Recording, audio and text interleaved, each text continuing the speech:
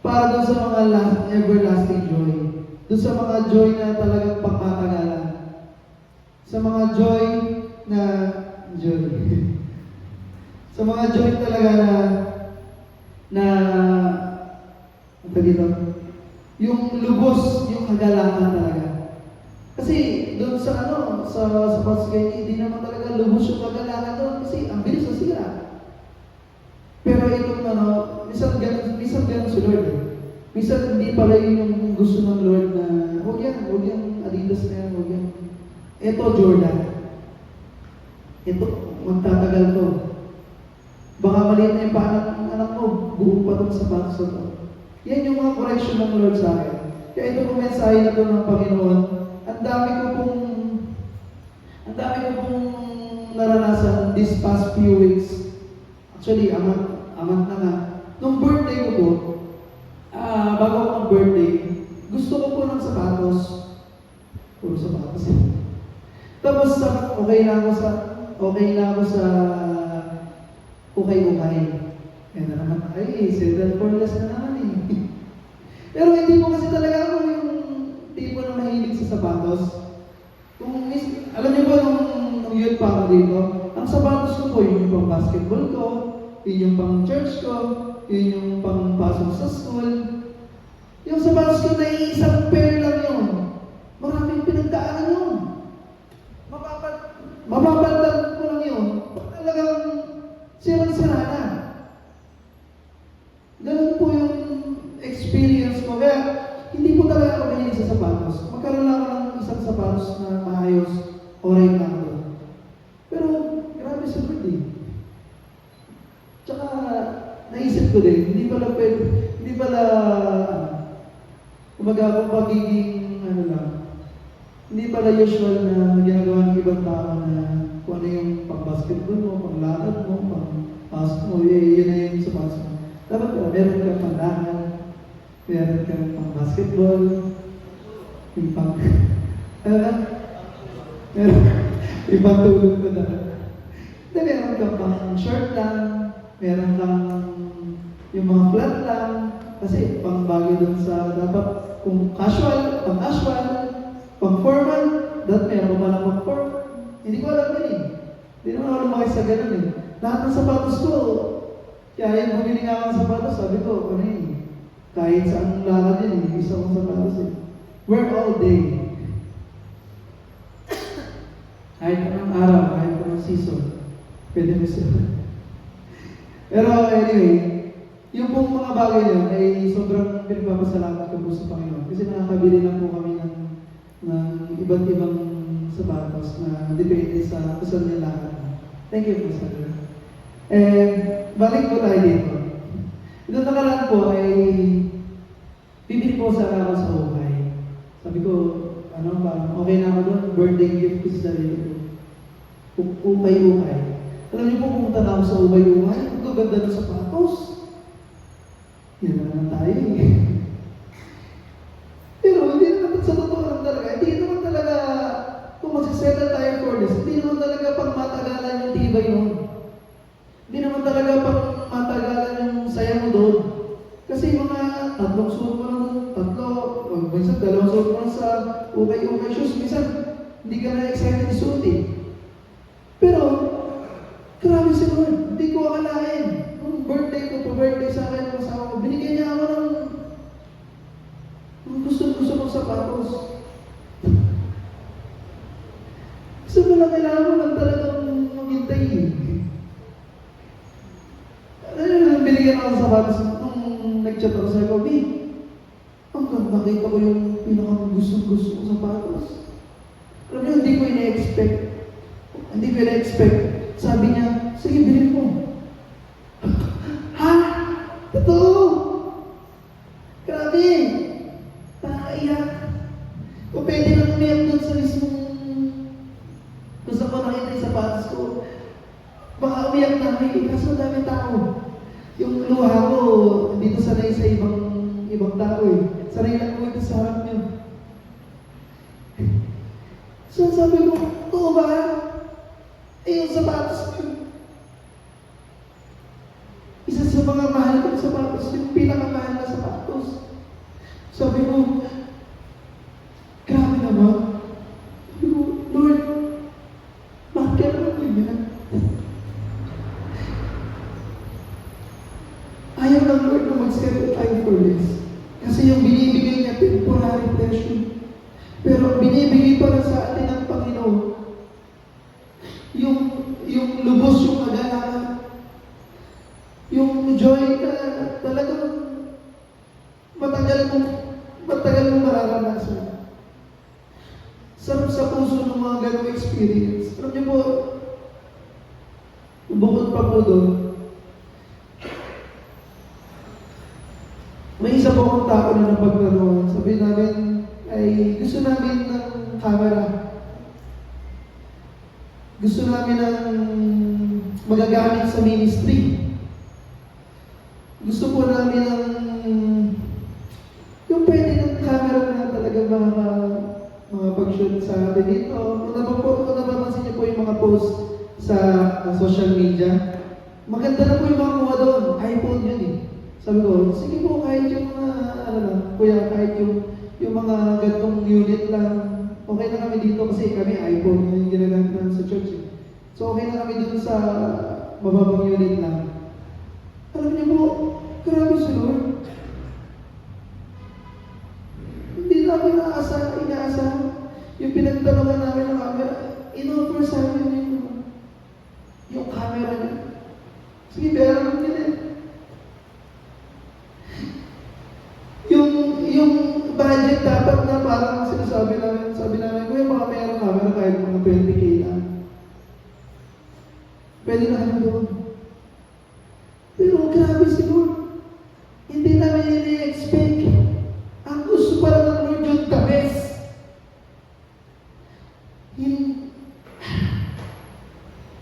Ayaw ng Lord na mag-settle tayo sa less. Amen. Ang gusto, ito po yung mensahe talaga personally sa akin ng Panginoon. And I want to share with you kung paano si Lord nagbibigay ng the best. And right now, ngayong oras tayo, gusto ko sabihin sa inyo na huwag tayong mag-settle for less. Mag-settle tayo doon sa best na ibibigay ng Panginoon. Hallelujah. Amen. Ngayon po, magkakaroon po tayo ng Happy Birthday, Jesus. Hindi po ngayong oras na po. Hindi po ngayong araw na po. Hindi rin po magpapa-opening. Pero gusto ko pong, dahil bare months na, gusto ko pong i-impart sa inyo yung desire or yung mensahe ng Lord ngayong araw. Na hindi po tayo magsisettle for this Happy Birthday Jesus natin ngayong taon. Amen. Ibibigay natin yung pinaka-the best na Happy Birthday Jesus natin. Kasi yung pagbibigyan natin the best. Amen. Nakakaya magbigay ng scrap sa Lord.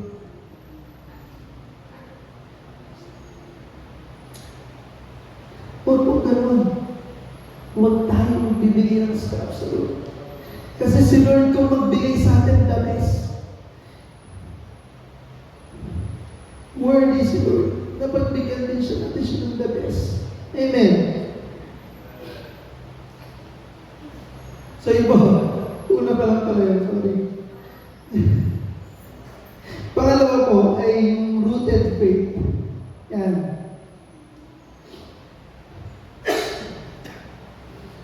Yung rooted faith po ay anchored in Christ, unshaken by storms. Ito po sabi po sa Matthew chapter 7 verse 25. Matthew chapter 7 verse 24 to 25. Sabi po doon ay, kaya ang bawat makikinig at nagsasagawa ng mga salita kong ito, may tutulad sa isang taong matalino na nagtatayo ng kanyang bahay sa pundasyon ay bato. Umulan ng lakas, bumaha, at binayo ng malakas na hangin ang bahay na iyon, ngunit hindi nag-iiba. sapagkat nakatayo sa bato. Kanina po yung ino-offer ng kaaway na scrap sa atin ay shallow faith. Ngayon po, ang ino-offer ng Lord sa atin ngayong oras na ito ay rooted faith. Ayaw po ng Panginoon na pag dumating yung panahon na binabagyo na tayo, katulad ng sinabi sa verse na yun, yung mga bahay na pag hinampas na ng malakas na hangin, kapag hinampas na ng malakas na bagyo, ay nagigiba. Pero mapagka ang bahay na nakatayo sa bato, ay hindi kayang gibayin kahit anumang bagyo. Yun po ang gusto ng Panginoon sa atin. Magkaroon tayo ng rooted faith. At yung ino-offer po ng Panginoon, yun po yung fullness na ibinibigay niya sa ating lahat. Amen po. Pangatlo po ay godly relationship. Alam niyo po yung godly relationship. Ang bunga po niyan ay paglabo ng magkasama. Siyempre, relationship. So, ibig sabihin, may kasama. Hindi pwedeng ikaw lang yung lumalago, at yung isa, hindi. Ang godly relationship po, ang gusto ng Panginoon, ang ino-offer ng Panginoon sa atin ay dahil fullness, ito po ay together, growth together. Sabihin niyo nga kung saan sabihin niyo, growth together, grow together. Sorry. So yun. Hindi po pwedeng isa lang. Kung in a relationship po kayo, dapat ang goal natin, godly relationship. At hindi po unhealthy relationships. Ma-achieve po natin yung ino-offer ng Panginoon na godly relationship.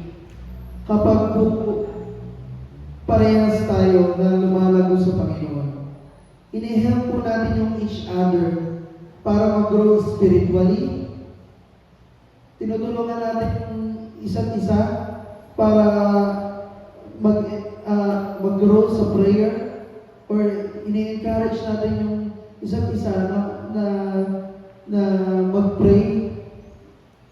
Tapos ini-encourage natin or tinutulungan natin na mag-grow yung isa't isa sa pag-worship sa Panginoon. At higit po sa lahat, tinutulungan natin sa na lumago at sumunod sa Panginoon. Amen po?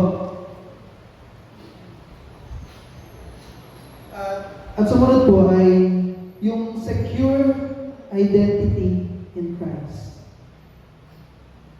Kanina ang ino-offer ng kaaway ay confusion. Pero ngayon, ito po ang sinasabi ng Panginoon in fullness. Secure identity in Christ. Kamusta po yung identity niyo? Secure ba? Or unsecure? Or confusing?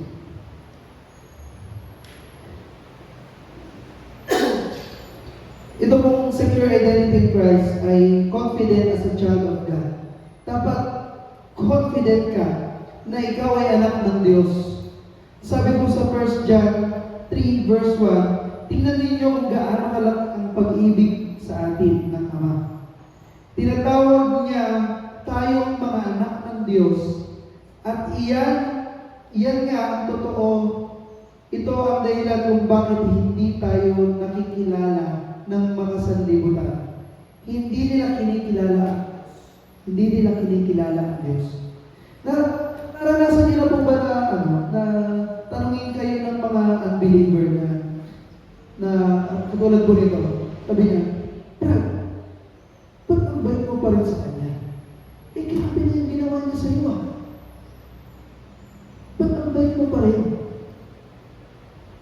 Yung unbeliever, hindi niya makilala yung believer. Kasi ano sabi dito sa verse ko? Ito ang dahilan bakit hindi tayo nakikilala ng mga napakasanlibutan. Kasi hindi nila nakikilala ang Diyos. Pag kilala mo ang Diyos na pinaglilingkuran mo, you have secure identity in Him. Hindi ka magiging confusing. Hindi mo ibababa yung standards mo. Hindi mo i-compromise yung kasalanan. Hindi mo ito-tolerate yung kasalanan. Kasi meron ka security identity. Yung security may password yan. Hindi kayang buksan ng iba yan. Ikaw lang at ang Diyos ang may access dyan. Yung relationship natin sa Lord, secure yan. Yung identity natin sa Panginoon, secure dyan. At dapat, yung security na yun, nasa Panginoon. Yung identity natin, dapat may security yun sa Panginoon. Hindi siya kayang galawin ng ibang tao. Hindi ka basta-basta magko-compromise sa kasalanan. Kasi you have security identity. Amen? Hindi ka basta-basta magbababa ng standards mo. Kasi yung identity mo secured. Anak ka ng Diyos eh. Ba't ka babayang na gawin yung mga bagay na hindi naman tama? Amen? Dapat huwag tayo mag-settle doon sa mga bagay na gusto ng kaaway na gawin natin. Huwag po natin i-compromise yung gano'n. Amen po. Mga kapatid, huwag po tayo magbaba ng standards. Kayo po ay anak ng Diyos. Tayo po ay anak ng Diyos. Mag-stand po tayo. Yan po yung gusto ng Panginoon. Yan po yung ino-offer ng Lord sa atin. Fullness na security, identity sa Amen po. At lastly po, fruitful in your calling. Fruitful in your calling.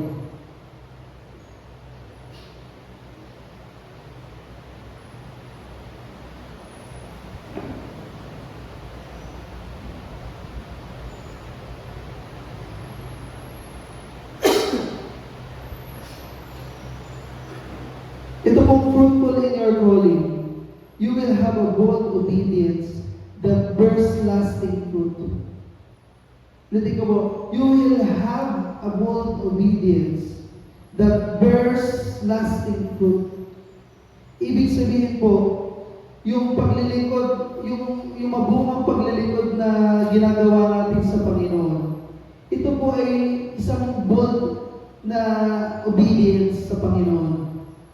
At ito po, ang bunga po nito ay maglalas.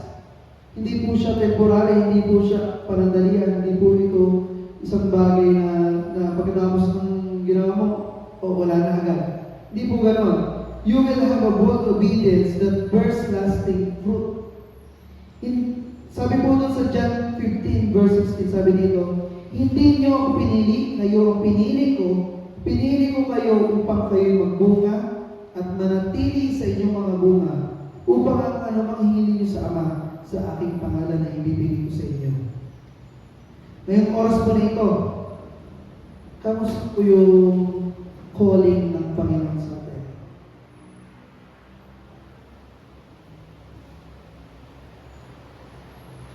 Kamusta po? Naka-move forward po ba tayo? Or nai-stuck na tayo dun sa pinapagawa ng Panginoon sa atin? Or dun sa calling na pina-offer ng Lord sa atin?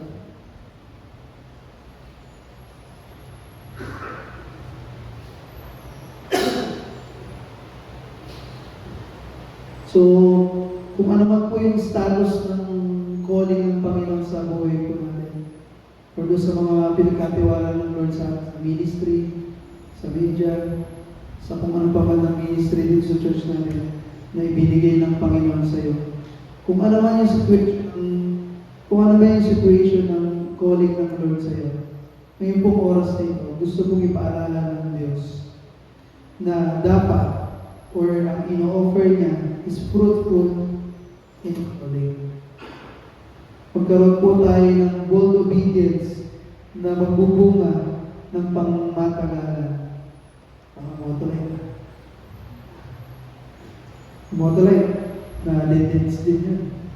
Pero yung mga bunga na ng pagsunod natin sa Panginoon, hindi basta-basta tayo, hindi basta-basta pwede mo, hindi basta-basta mawawala. Si Jesus po, pumunta po siya dito.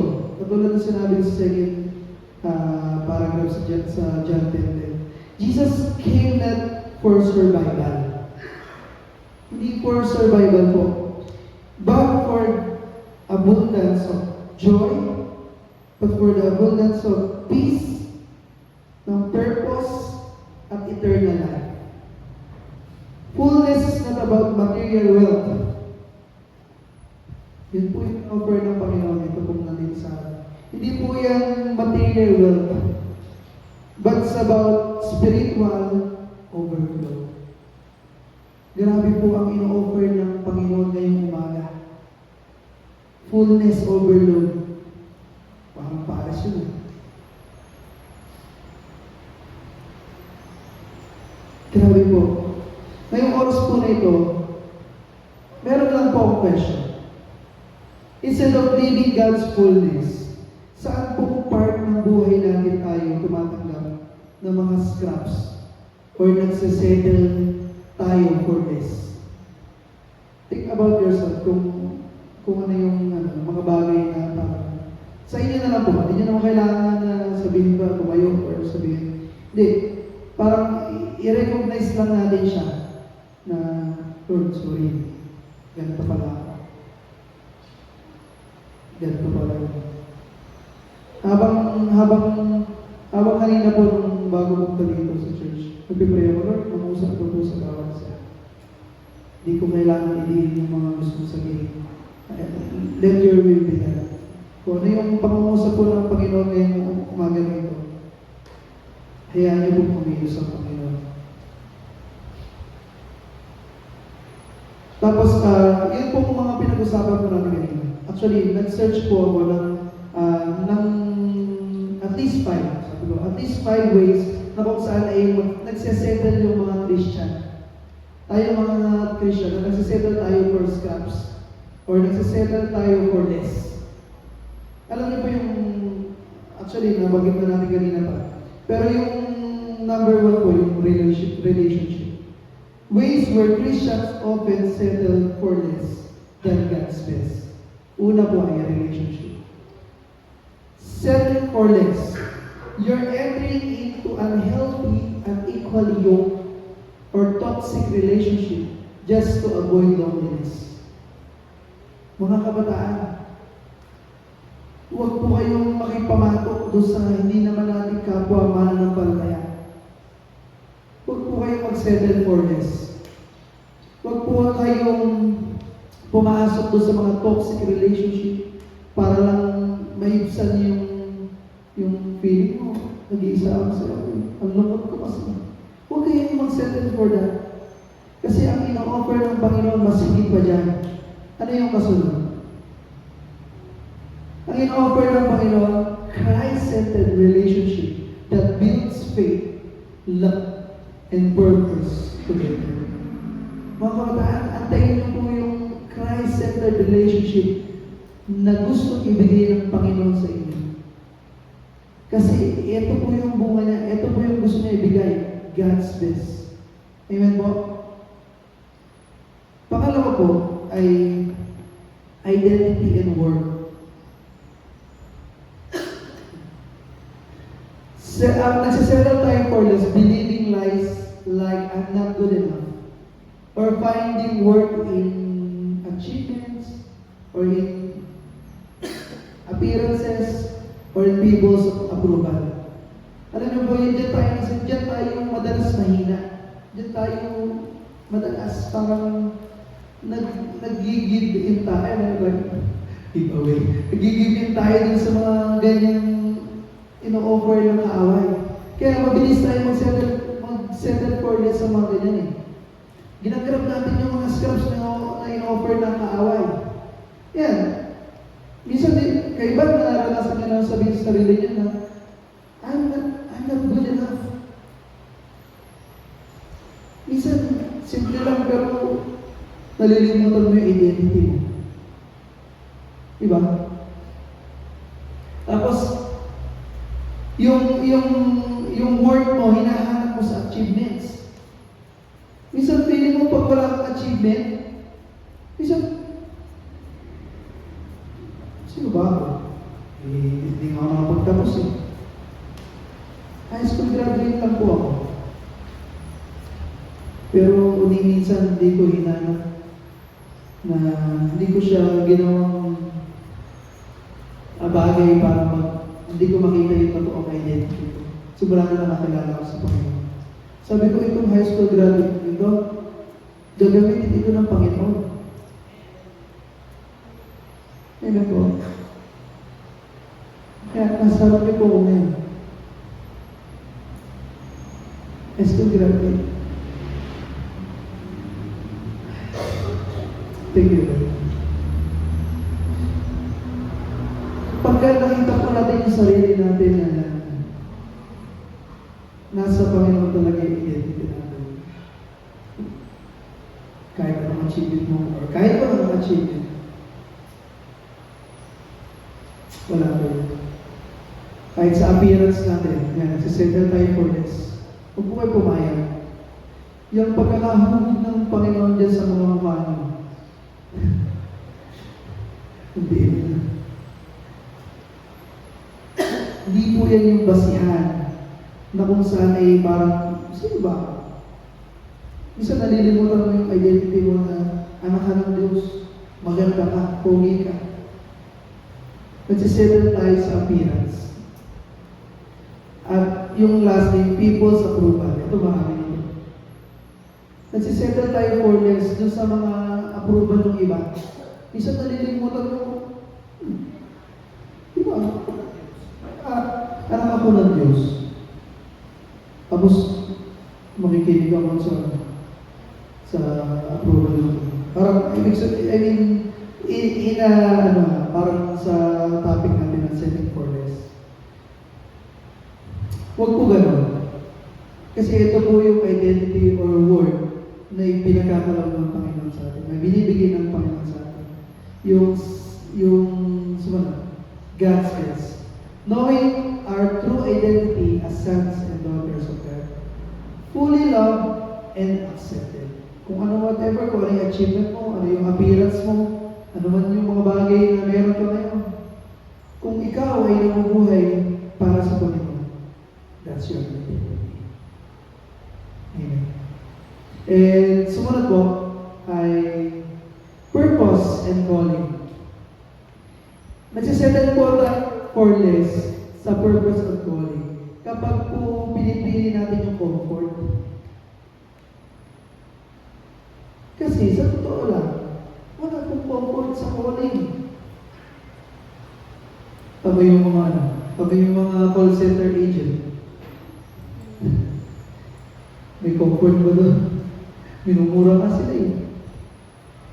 Diba? Kung may mga servant na nasa restaurant, comfort ba yun? Kasi po yung purpose and calling natin, hindi po yan position na kung saan ay mag-relax ka lang, hayaan mo sila gumalaw dyan, serve yun. Hindi po ganun yun. Hindi po tayo tinawag ng Panginoon para mag-relax. Tinawag ka ng Panginoon, hindi para maging komportable ka. Hindi dahil sa security. Yung worldly success or overwalking in God's calling. Hindi ka po tinawag ng Panginoon talaga para mag-kuya-kuya lang. Ano yung kuya-kuya? Yung ginagawa nila yung kuya-kuya. Hindi para gano'n. Tinawag ka ng Panginoon kasi gusto niya mag-serve sa Kanya purposely. At gawin natin yung calling natin sa Kanya. Hindi tayo ma-stuck at hindi tayo maging stagnant dun sa calling niya.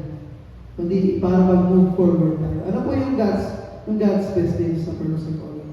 Living out His unique plan purpose for our lives, even when it requires faith and sacrifice.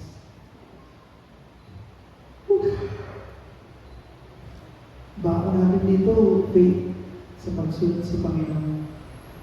Yung faith and sacrifices natin. Yun yung babaonin natin para makapag-move forward tayo sa kung saan man tayo dinadala ng Panginoon ngayon. Amen! Amen po! Sorry po, medyo... Next po. Ito yung joy and peace. Nagsisettle tayo for less dyan. Kapag nag-chase tayo sa mga yung mga temporary pleasure na nararanasan natin. Yung through material things, achievements, or distractions.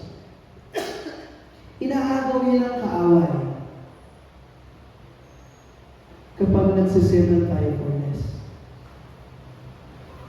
Aagawin ng Lord yung mga lasting joy natin, yung mga bagay na pinagkaloob ng Panginoon sa atin, yung mga title na pinagkaloob ng Panginoon sa atin, yung identity natin. Ganon.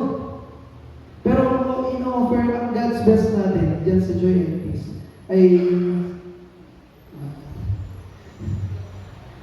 experiencing lasting joy and peace that surpasses understanding rooted in Christ.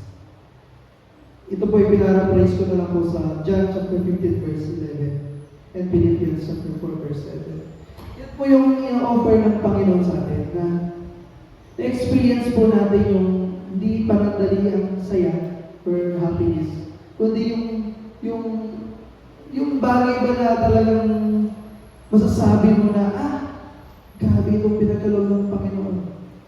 And you will say you are rooted in Christ. Amen po? At lastly po, ito last na. Spiritual growth. Yan po yung 5 ways where Christians often settle for less than God's best. So ito pong pang-5 na ito ay spiritual growth. Ang settling for less natin po ay being content with surface level of faith. Yun, katulad yan. Just attending church, praying occasionally, or reading a verse once in a while. Or minsan nga, hindi pa talaga nag-read ng Bible. Ay, verse na lang, wala na eh. Ganon. Ganyan po yung sinesettle natin for less. Yung nangyayari yung spiritual growth natin, hindi na talaga siya nag-grow. Kasi, sanay na tayo attend ng church ng late. Sanay na tayo na hindi nagtataas na kamay during worship. Sanay na tayo na hindi na tayo nagde-devotion, nagpe-pray. Ganon. Diyan po tayo madalas nasa-settle for this.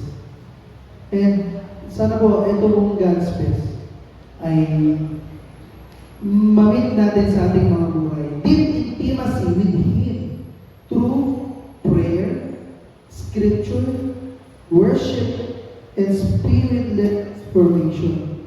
Dapat yung spiritual growth natin may transformation. Yung mga paru-paro di ba mga nag-transform sila? Nag-grow sila from yung world na nasa may parang ulunggapan nila na yun. Tapos lalabas sila doon, gagapak, mga mga dahon, tapos magta-transform, magiging paru-paro. Minsan, dapat ganoon din yung spiritual growth natin. Merong proseso, merong transformation, merong pinagkaiba doon sa dating, yung dati ka. Ganun po. Amen po? Dapat meron kang transformation sa prayer. Dapat mas lumalago sa pagbabasa mo ng salita ng Panginoon. Dapat mas tumitindi yung pag-worship mo sa Panginoon. Amen? Amen po? Yan po yung 5 bagay na nakikita ko na nagsettle for less tayong mga mananampalataya. Diyan po tayo madalas nagsettle sa relationship, yung identity natin and your work, tapos yung purpose and calling, tapos yung peace and joy, at panglima yung spiritual growth. Diyan po tayo nagsettle for less. Amen? And ayaw ng Panginoon yun. Kaya nga meron tayong God's. Kaya nga tayo meron God's best. Kasi yun yung gusto ng Panginoon sa atin. Amen po? Meron po akong nabasa sa internet. Ang sabi po doon ay, na-post ko na ito. Sabi niya, when you know who your Father is, you will stop settling for scraps. Sabi-sabi nga po natin basahin. When you know who your Father is, you stop settling for scraps. Hallelujah.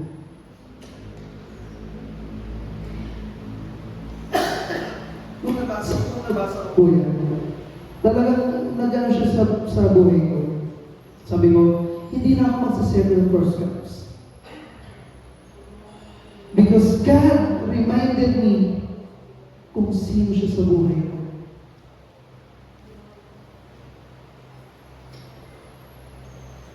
Siya po ay isang father.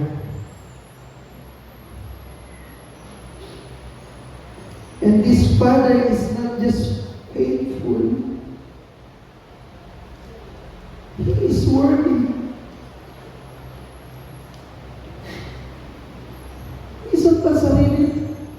Isang pansarili lang po yung iniisip natin. Gagawin ko to. Ito yung God's best.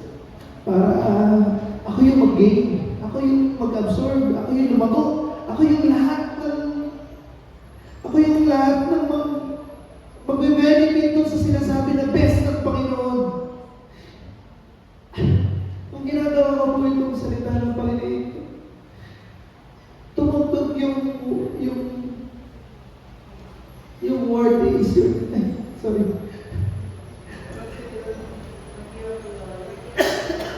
Tumutog yung sa akin, word of your name. Doon ko na-realize na pwede ko pala gawin yung God's best. Na pwede gawin ko yung living in God's fullness. Hindi para mag-benefit lang ako. Kasi, He is worthy.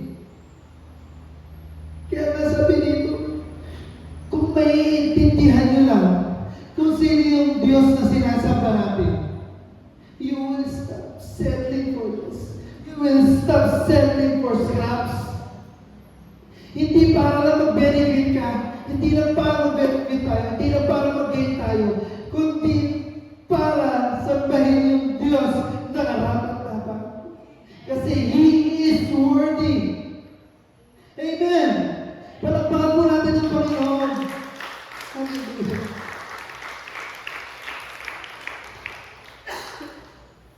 Sabi po sa Revelation chapter 4 verse 11, worthy are you, our Lord and God, to receive glory and honor and power. He is worthy. Amen.